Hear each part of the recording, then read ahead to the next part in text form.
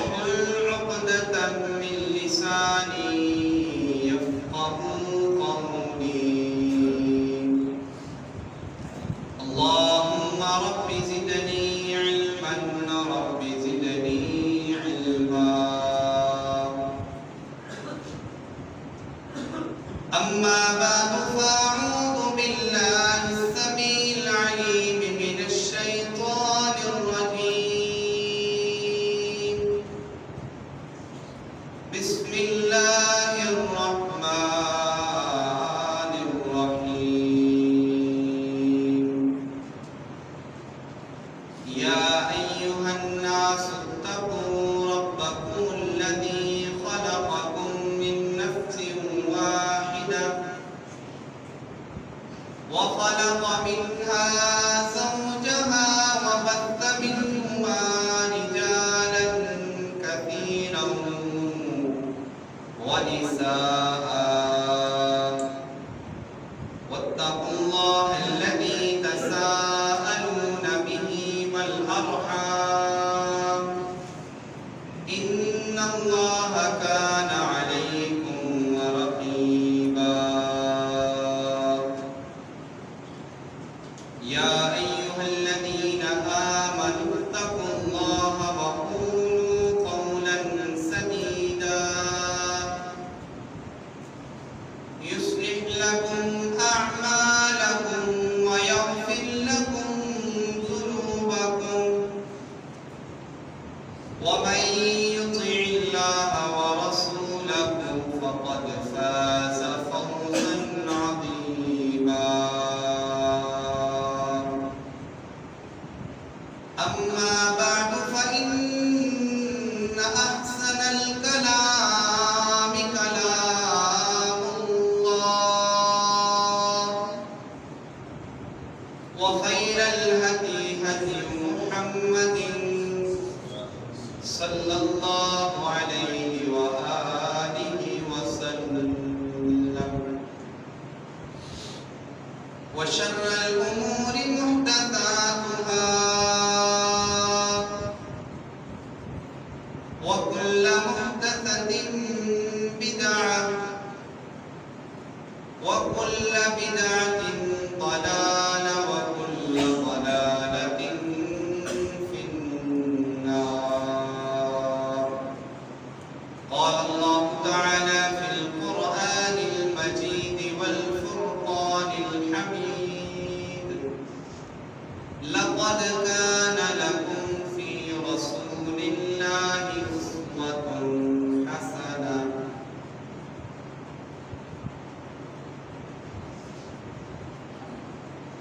یا الہی جب تک میرے جسم میں جان رہے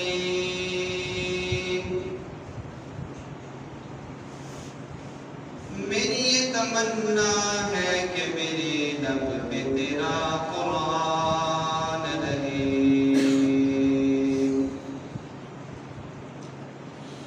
اور یہ تمنا ہے کہ اس دنیا میں کوئی کام کر جاؤں.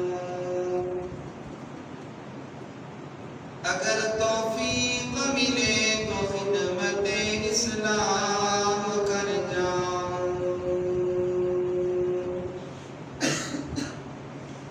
الہی تو رحیم ہے تو کریم ہے. مولا تیری شان سب سے عظیم ہے. تو کرم اپنا عطا مولا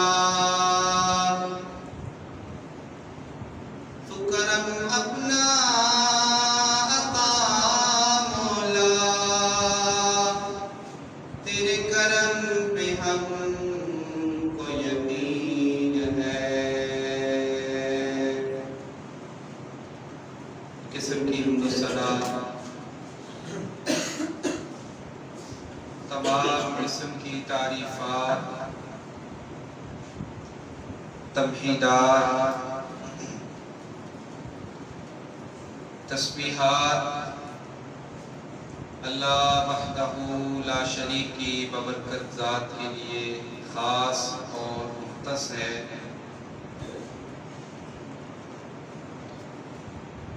جو کل کائنات کا خالق، مالک، رازق اور قابض ہے۔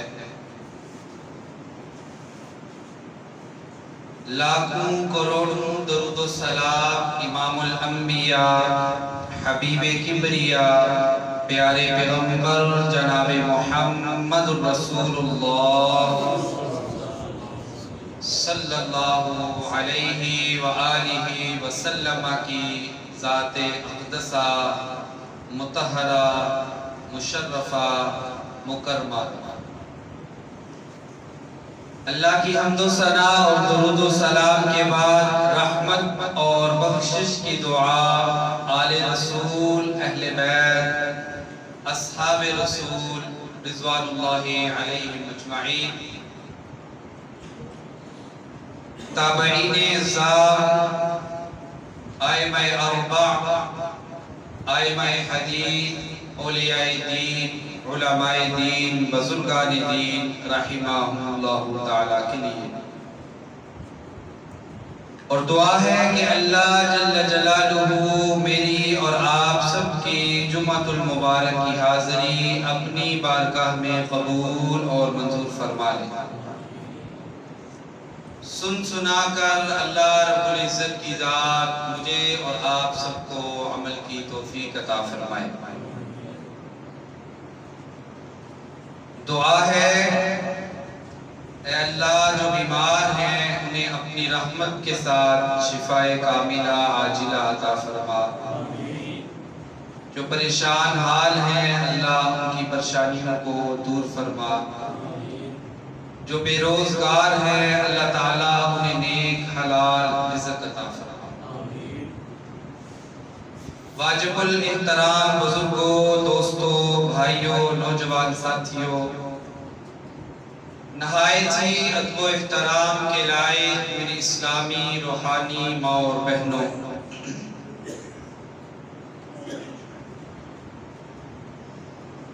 نبی کریم صلی اللہ علیہ وسلم کی ذات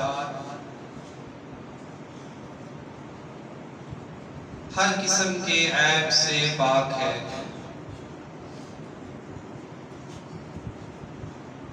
اللہ تعالیٰ نے اس دنیا کے اندر کم و بیش 1,24,000 انبیاء کو بھیجا۔ ہر پیغمبر، ہر نبی، ہر رسول کے درجے میں، فضیلت میں کمی بیشی ہے۔ اللہ رب العزت کا فرمان ہے تِلْكَ الرُّسُلُ فَضَّلْنَا بَعْضَهُمْ عَلَى بَعْضٍ، کہ ہم نے جتنے بھی اس دنیا کے اندر رسول بھیجے ہیں وہ فضیلت، مقام اور رتبے میں کوئی زیادہ ہے کوئی کم ہے، لیکن میرے اور آپ کے آقا پیارے پیغمبر جناب محمد رسول اللہ صلی اللہ علیہ وسلم تمام انبیاء سے افضل ترین ہیں۔ ایک مسلمان جس نے کلمہ پڑھا ہے، جس نے زبان سے اقرار کیا ہے، جس نے اپنے دل سے اس بات کی تصدیق کی ہے کہ میں اللہ کو حاجت روا اور مشکل کشا مانتا ہوں، اس کے علاوہ کوئی میرا الہ نہیں ہے، اور اس بات کا اقرار کیا ہے کہ محمد رسول اللہ صلی اللہ علیہ وسلم، کہ اللہ کے نبی صلی اللہ علیہ وسلم ہمارے نبی اور ہمارے رسول ہیں، اس انسان کے لیے یہ بات بہت ضروری ہے کہ وہ نبی صلی اللہ علیہ وسلم کی سیرت کا مطالعہ کرے۔ آپ صلی اللہ علیہ وسلم کی زندگی کو بالخصوص پڑھا جائے، کہ آقا دو جہاں پیارے پیغمبر جناب محمد رسول اللہ صلی اللہ علیہ وسلم نے اپنی معاشرتی زندگی کو کس طرح گزارا ہے۔ ہم سب کو اس بات کا علم ہے کہ ہمارا کوئی عمل اس وقت تک پائے تکمیل کو نہیں پہنچ سکتا، قبولیت تک نہیں جا سکتا، جب تک ہمارے عمل کے اندر جو ہم نے عمل کرنا ہے اس کے اندر نبی صلی اللہ علیہ وسلم کی تصدیق نہیں ہے۔ رسول اکرم صلی اللہ علیہ وسلم نے ہماری مکمل زندگی کے حوالے سے ہماری رہنمائی کی ہے۔ آپ صلی اللہ علیہ وسلم نے زندگی گزارنے کا طریقہ، بولنے کا سلیقہ، چلنے کا طریقہ، اٹھنے اور بیٹھنے کے آداب، سونے اور جاگنے کے وقت دعاؤں کا کون سی ہم نے پڑھنی ہے، یہ اسی طرح تمام معاملات کا اگر مطالعہ کیا جائے تو ہمیں اس بات کا علم بالکل واضح طور پر ملتا ہے کہ لَقَدْ كَانَ لَكُمْ فِي رَسُولِ اللَّهِ أُسْوَةٌ حَسَنَةٌ، ہمارے لیے ہمارے تمام معاملات کے اندر اگر کوئی آئیڈیل اور نمونہ ہے تو پیارے پیغمبر جناب محمد رسول اللہ صلی اللہ علیہ وسلم کی ذات ہے۔ ربیع الاول کے مہینہ میں بالخصوص پیارے پیغمبر جناب محمد رسول اللہ صلی اللہ علیہ وآلہ وسلم کی سیرت کا تذکرہ کیا جاتا ہے۔ اسی تناظر میں نے سوچا کہ ہم نبی صلی اللہ علیہ وسلم کی سیرت سنتے آ رہے ہیں عرصہ دراز سے، تو ہم ایسے موضوعات کو چنیں گے، ایسے موضوعات کا انتخاب کریں گے کہ جس کے اندر نبی صلی اللہ علیہ وسلم کے ذریعہ سے ہماری اصلاح ہو سکتی ہے۔ اس میں سے سب سے پہلے جس میں نے موضوع کا انتخاب کیا ہے وہ ہے نبی اکرم صلی اللہ علیہ وسلم کی معاشرتی زندگی۔ آپ صلی اللہ علیہ وسلم بھی انسان تھے لیکن تمام انسانوں سے افضل۔ آپ صلی اللہ علیہ وسلم بھی سوتے تھے، آپ صلی اللہ علیہ وسلم بھی جاگتے تھے، آپ صلی اللہ علیہ وسلم کے بھی نکاح ہوئے تھے، آپ صلی اللہ علیہ وسلم کی بھی اولاد تھی، آپ صلی اللہ علیہ وسلم کے بھی دوست احباب تھے، آپ صلی اللہ علیہ وسلم کے بھی عزیز اور اقارب تھے۔ آپ صلی اللہ علیہ وسلم ان کے ساتھ کس انداز سے پیش آیا کرتے تھے، یعنی کہ نبی صلی اللہ علیہ وسلم نے اپنی معاشرتی زندگی کو کس انداز سے گزارا ہے۔ اور لَقَدْ كَانَ لَكُمْ فِي رَسُولِ اللَّهِ أُسْوَةٌ حَسَنَةٌ، ہمیں کیا پیغام ملتا ہے؟ ہم نے اپنے اخلاق کو، اپنی عادات کو، اپنے معاملات کو کس انداز کا بنانا ہے تو ہم صحیح معنوں میں مسلمان کہلانے کے حقدار۔ اس میں سے سب سے پہلی چیز ہے جو ایک غیور شہری ہوتا ہے نا یا دیہاتی ہوتا ہے، اس کے اندر دو چیزیں ضرور موجود ہوتی ہیں۔ سب سے پہلی چیز اپنی ذاتی اصلاح، اس کے اندر یہ چیز موجود نہیں نا وہ ایک اچھا دیہاتی اور اچھا شہری نہیں بن سکتا۔ اب میرے اندر غلطیوں کا انبار ہے، میں ان کی اصلاح کروں نا اور میں لوگوں کو کہوں کہ آپ یہ معاملات اپنے بدلیں، یا میں لوگوں کو مشورہ دوں کہ آپ اپنے اخلاق کو تبدیل کرو، میں لوگوں کو مشورہ دوں کہ آپ اپنی عادات کو تبدیل کرو، لیکن میرا اپنا ذاتی اخلاق، میرا بولنے کا طریقہ اور سلیقہ انتہائی غلط ہو اور میں اپنی اس غلطی کو تسلیم بھی نہ کروں تو میں صحیح معنوں میں غیور شہری اور غیور دیہاتی نہیں۔ ایک جملہ کہا جاتا ہے کہ ایک صحیح انسان وہ ہے جو اپنی غلطی پر نادم ہوتا ہے، یعنی کہ شرمندہ ہوتا ہے، اور دل سے اس بات کا اقرار کرتا ہے کہ واقعتاً مجھ سے یہ غلطی ہوئی ہے، اور پھر نادم ہو کر اس انسان کے پاس جاتا ہے اور کہتا ہے کہ بھائی مجھ سے یہ غلطی ہو گئی ہے، میں آپ سے اس غلطی کی معافی مانگتا ہوں۔ تو غیور شہری وہی ہے جو سب سے پہلے اپنی ذات کی اصلاح کرتا ہے، اور دوسرا اس کا اچھا تعلق ہوتا ہے۔ وہ جہاں پہ جاتا ہے لوگ ہی لوگ جمع ہو جاتے ہیں۔ وہ گھر سے نکلا ہے تو سارے لوگ اس کے ساتھ چلتے جا رہے ہیں۔ وہ مسجد میں آیا ہے تو لوگ اس کے پاس بیٹھنا شروع ہو گئے۔ وہ کئی بازار میں گیا ہے تو لوگ اس کے پاس آئے ہیں، اس وجہ سے کہ جب اس بندے نے میرے ساتھ کلام کی تھی، میرے ساتھ بات کی تھی، تو ایسے الفاظ کا چناؤ کیا تھا کہ میرا بار بار دل کرتا ہے کہ میں اس بندے سے جا کے ملاقات کروں۔ اور یہ اچھا تعلق یہ ہمارے اپنے ذاتی اعمال سے بنتا ہے۔ اگر میرے دل کے اندر تکبر اور غرور موجود ہے تو کیسے لوگ میرے پاس آئیں گے؟ کس طرح میرا اچھا تعلق بن سکتا ہے؟ نہیں بھائی، اگر ہم چاہتے ہیں ہم ایک اچھے اور غیور شہری بنے تو ان دو چیزوں کو ہم نے اپنی زندگی کے اندر شامل کرنا ہے۔ سب سے پہلے کہ ہم نے اپنی ذاتی اصلاح کرنی ہے، اور ذاتی اصلاح اسی وقت ممکن ہے جب ہم سب سے پہلے اپنی غلطی کو تسلیم کریں اور اس پر شرمندہ ہوں، اور پھر اس کے بعد اللہ سے بھی، اور جو اگر ہم سے دنیاوی طور پر کوئی غلطی ہوئی ہے تو اس بندے سے بھی معافی مانگیں، اور دوسرا اپنے تعلق کو بہتر کریں۔ اور آقا دو جہاں پیارے پیغمبر جناب محمد رسول اللہ صلی اللہ علیہ وسلم ذاتی طور پر پاک اور صاف تھے۔ آپ کا بچپن، آپ کا لڑکپن، آپ کی جوانی، آپ کا بڑھاپا اس طرح صاف اور شفاف گزرا ہے کہ اس جیسا کوئی انسان آج تک دنیا کے اندر نہ کوئی آیا ہے، اور نہ علیہ وسلم نے اپنی امت کو یہی پیغام کہ اگر ہم ایک اچھے مسلمان بننا چاہتے ہیں، ایک نبی صلی اللہ علیہ وسلم کے اچھے امتی بننا چاہتے ہیں، تو ان دو چیزوں کو سب سے پہلے اپنے اندر شامل کریں۔ اب اچھا تعلق کیسے بن سکتا ہے؟ اس کے لیے بھی نبی صلی اللہ علیہ وسلم نے معاشرتی آداب سکھائے ہیں۔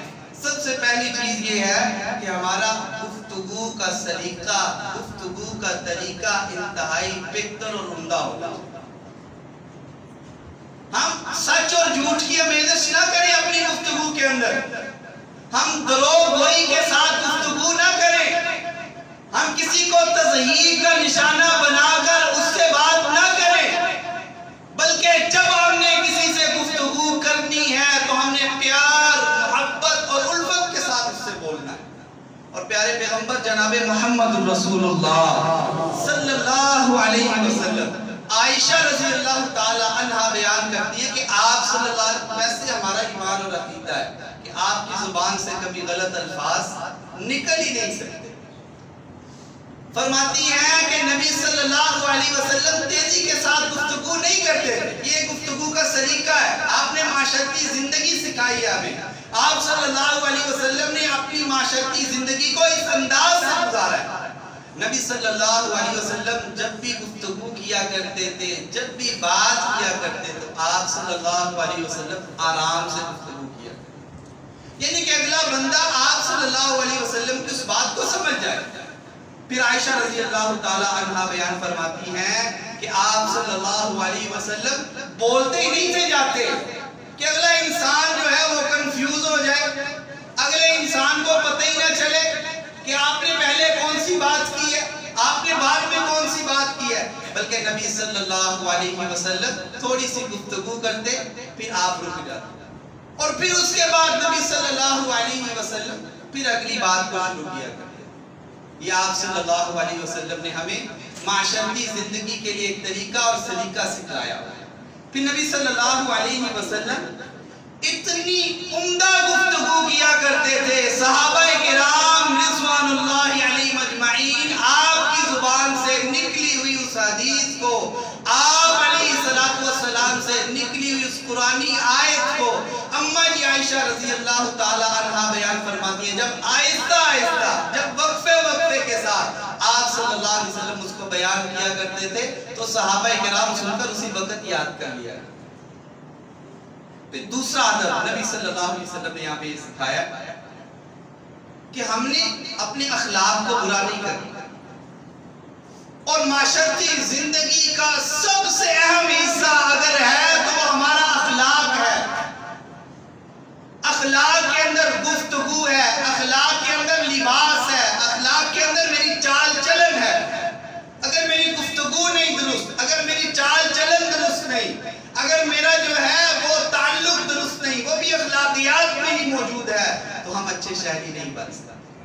آپ صلی اللہ علیہ وسلم جیسا اخلاق کسی کا ہے نہیں، اور اللہ نے اسی لیے قرآن میں فرمایا وَإِنَّكَ لَعَلَىٰ خُلُقٍ عَظِيمٍ، آپ کا اخلاق سب سے اعلیٰ اور سب سے افضل. اور پیارے پیغمبر جناب محمد رسول اللہ صلی اللہ علیہ وسلم کسی بھی انداز کے اندر، بے شک وہ طبعاً ہو یا تکلفاً ہو، کبھی آپ صلی اللہ علیہ وسلم نے سخت لہجے میں، کبھی آپ صلی اللہ علیہ وسلم نے غلط الفاظ کے ساتھ گفتگو نہیں. تو اب ہمیں جائزہ لینا چاہیے. میں عاشق رسول ہونے کا دعویٰ کروں، میں امتی ہونے کا دعویٰ کروں، میں کہوں کہ میں مسلمان ہوں، لیکن میری زبان سے دوسرا مسلمان محفوظ نہ ہو، تو میں کیسے نبی صلی اللہ علیہ وسلم کا امتی کہلانے کا مستحق؟ بھائی آج ہماری زبان سے سچی بات ہے، یہ آپ اس بات کو سمجھیں، یہ ہماری غلطی ہے، ہم نے اس کی اصلاح کرنی ہے.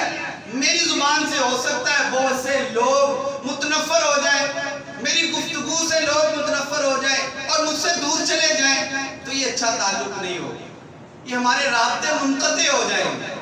اس لیے پیارے پیغمبر جناب محمد رسول اللہ صلی اللہ علیہ وسلم کی سیرت، آپ صلی اللہ علیہ وسلم کی معاشرتی زندگی، نبی صلی اللہ علیہ وسلم کا اسوہ حسنہ ہمیں اس بات کا درس دیتا ہے کہ ہم نے اپنے اخلاق کو ہر لحاظ سے بہتر، اعلیٰ اور افضل بنانے کی کوشش کریں.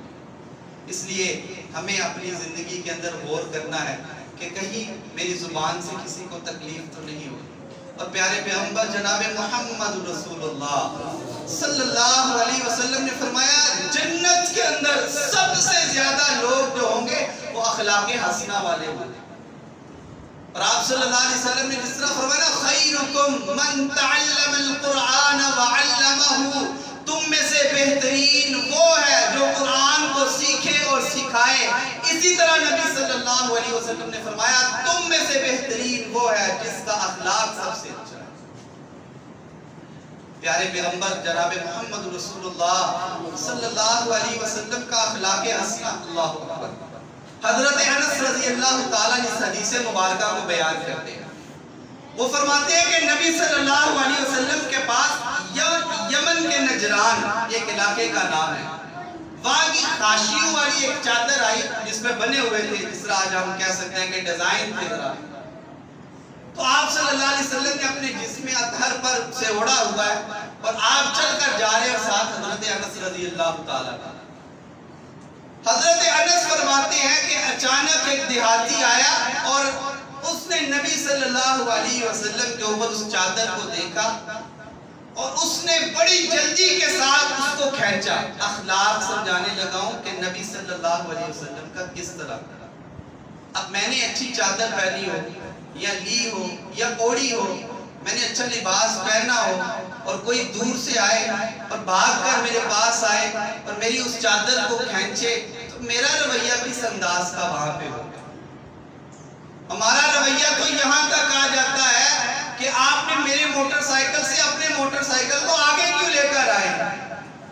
آپ نے اس طرح میرے ساتھ کیا کیوں ہے؟ ہماری لڑائیاں اور ہمارے جھگڑے تو ان چھوٹی چھوٹی باتوں سے شروع ہو جاتے ہیں. وہ کائنات کا امام، وہ ختم الرسل، وہ پیارے پیغمبر جناب محمد رسول اللہ صلی اللہ علیہ وسلم نے بڑی بہترین چادر اوڑی ہوئی ہے. وہ دیہاتی آیا، حضرت انس فرماتے ہیں اس نے اس چادر کو کھینچا، اتنے زور کے ساتھ کھینچا کہ میں نے اپنی آنکھوں سے دیکھا کہ نبی صلی اللہ علیہ وسلم کے کندھوں پر نشان پڑ گئے تھے. لیکن جب اس نے چادر کو کھینچا اور عرض کی کہ اللہ کے نبی صلی اللہ علیہ وسلم یہ چادر مجھے عنایت فرما دیں، تو آپ نے کیا کہا؟ ہمارا رویہ کس طرح کا ہوگا؟ ہم اس بات کا اقرار کریں، ہم اس بات کو تسلیم کریں کہ میں نبی صلی اللہ علیہ وسلم کا امتی ہوں، لیکن میرا اخلاق کس انداز کا ہے؟ آپ نے اسی محبت بڑے الفاظ سے کہہ دیا اے اے میرے امتی یا وہ دیہاتی جو نبی صلی اللہ علیہ وسلم کے پاس آیا کہ اگر آپ کو یہ چادر پسند ہے تو آپ نے بنا کوئی بات کیے ہوئے اسے وہ چادر عنایت فرما. یہ پیارے پیغمبر جناب محمد رسول اللہ صلی اللہ علیہ وسلم کا اخلاق ہے. یہ آپ صلی اللہ علیہ وسلم کی معاشرتی زندگی ہے. یہ پیارے پیغمبر جناب محمد رسول اللہ صلی اللہ علیہ وسلم کے زندگی کے معاملات ہیں. اس طرح آپ صلی اللہ علیہ وسلم اپنے شب و روز کو گزارا کرتے ہیں. سب سے پہلی بات آج کے خطبہ جمعہ کہ ہم نے اپنے گفتگو کے سلیقے کو عمدہ اور بہتر بنانا ہے. اور وہاں پہ بہت سی باتیں آ جاتی ہیں. ایک الفاظ کا چناؤ, ایک گفتگو کا انداز, اور پھر نبی صلی اللہ علیہ وسلم کی سنت کے مطابق آہستہ آہستہ اپنی گفتگو کو کریں تاکہ جو ہمارا سامع ہے, جو سننے والا ہے, وہ آسانی کے ساتھ اس بات کو سمجھ جائے.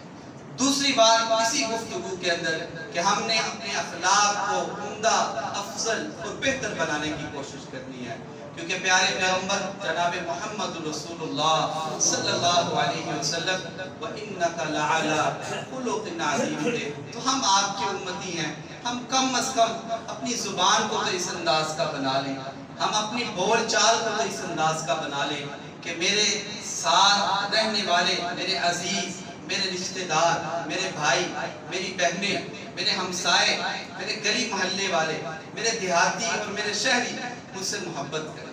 یہ ہماری گفتگو پر منحصر ہے. انشاءاللہ العزیز اسی عنوان پر ہم اگلے موضوع پہ اگلے جمعہ میں گفتگو کریں گے. اللہ سے دعا ہے کہ جو سنا ہے سنایا ہے اللہ تعالیٰ مجھے اور آپ کو اس پر عمل پیرا ہونے کی توفیق عطا فرمائے. قل ان صلاتی ونسکی ومحیای ومماتی للہ رب العالمین.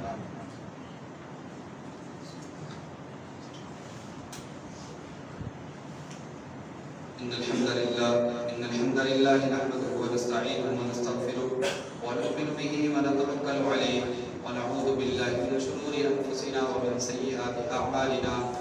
من يهده الله فلا مضل له ومن يضلل فلا هادي له. وأشهد أن لا إله إلا الله وحده لا شريك له وأشهد أن محمدا عبده ورسوله. اللهم صل على محمد وعلى آل محمد كما صليت على إبراهيم وعلى آل إبراهيم إنك حميد مجيد. اللهم بارك على محمد وعلى آل محمد كما باركت على إبراهيم وعلى آل إبراهيم إنك حميد مجيد. ایک اعلان ہے, دو سوال ہے. اعلان یہ ہے کہ آج انشاءاللہ العزیز رجاتی کے اندر سیرت النبی صلی اللہ علیہ وسلم کانفرنس کا انعقاد کیا جا رہا ہے. اس میں خصوصی کتاب فضیلت الشیخ حضرت مولانا اکرام اللہ ساجد صاحب حفظہ اللہ تعالیٰ تشریف لائیں گے اور انشاءاللہ خطاب فرمائیں گے. تمام احباب کوشش کریں اور وہاں پہ پہنچے اور گفتگو کو سماعت فرمائیں. جو بندہ یہ کہے کہ اہل حدیثوں سے مرزئی اچھے ہیں, اس کے بارے میں کیا ہوگا؟ تو انتہائی غلط بات ہے کہ ایک جو مرتد ہے جس نے ہمارے نبی صلی اللہ علیہ وسلم کو آخری نبی نہیں مانا, وہ اہل حدیث سے اچھا کیسے ہو سکتا ہے؟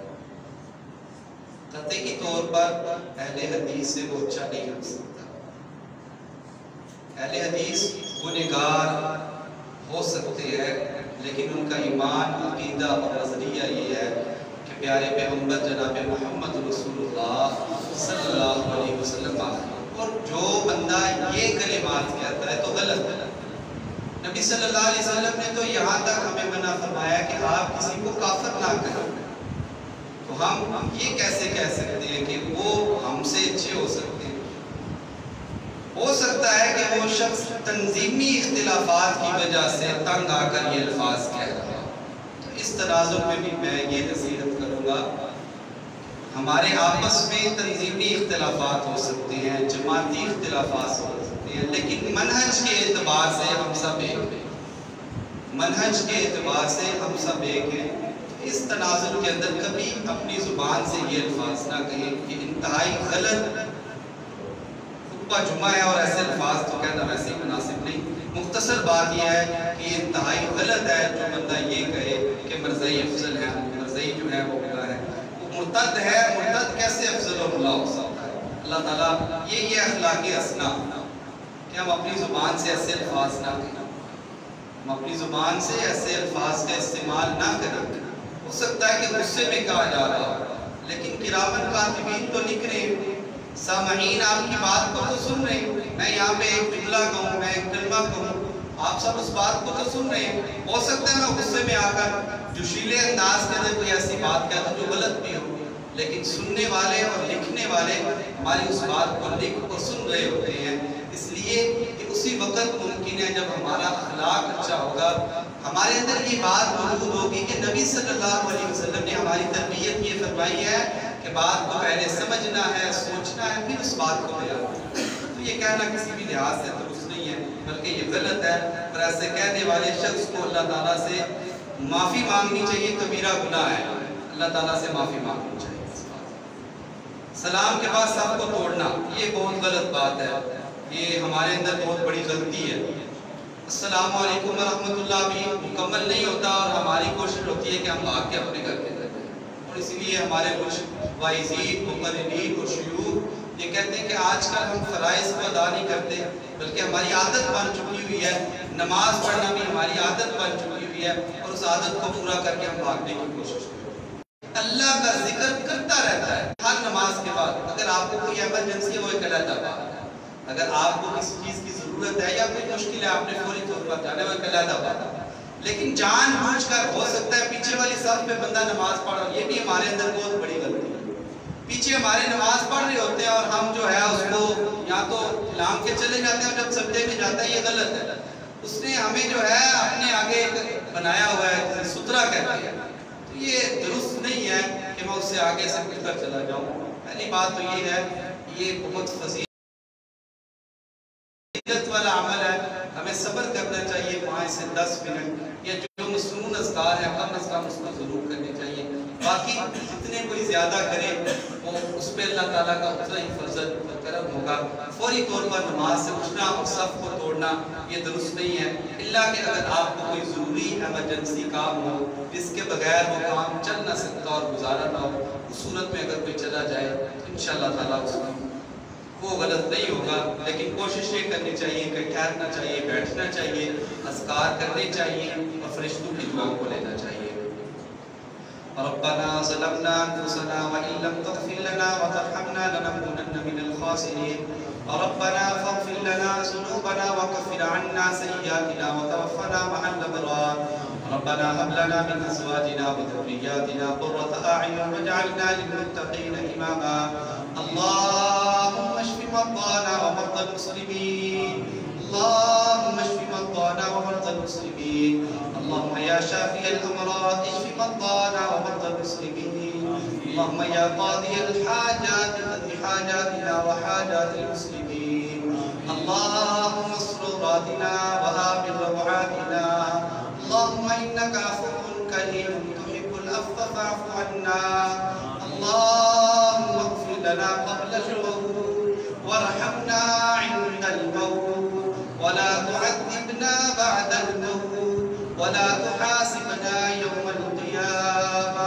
ربنا آتنا في الدنيا حسنة وفي الآخرة حسنة وقنا عذاب النار سبحان ربك رب العزة عما يصفون وسلام على المرسلين والحمد لله رب العالمين.